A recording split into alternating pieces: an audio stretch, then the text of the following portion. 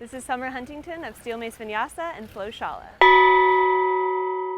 This video is about kinesiology yoga and why your yoga needs load to be a complete training system.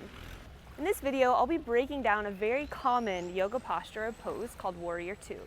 Warrior Two is an open hip posture, and oftentimes in the typical yoga classroom and setting, there is no emphasis on glute engagement. So this entire video is teaching you how to engage your glutes in Warrior Two.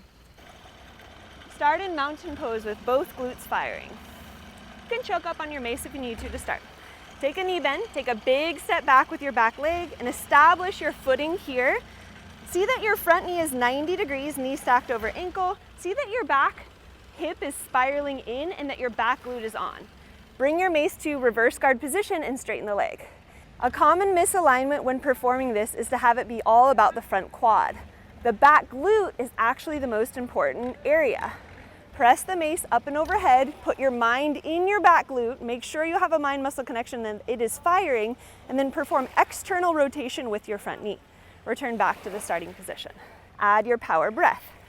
Press the mace up as you bend the front leg, holding the back glute on and firing the entire time. Pack your shoulders to connect your lats, your deep inner core, and your glutes. I don't care about going fast in these initially. I care about going slow and maximizing time under tension. In a typical Warrior Two asana, we're just bone stacking and trying to find the least amount of effort in the posture.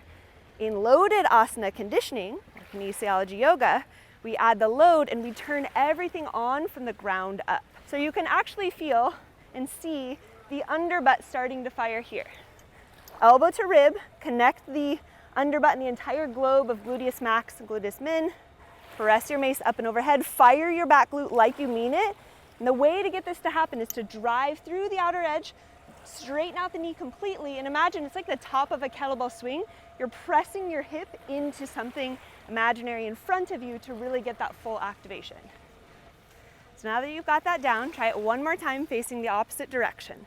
Pivot your front toes to face out. Turn your glute on, hold it on, straighten the front leg to begin.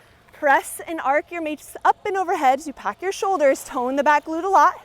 Do all your checks, push outer edge of foot down, straighten out the knee, connect your lat with your glute, and recoil. See if you can keep your glute on throughout the entire 10 reps. Add your power breath to recruit the fast twitch muscle fibers here.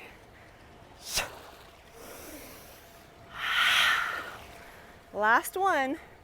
So now you know how to ensure that your back glute is firing in a Warrior Two position and how to create more strength and stability within the posture.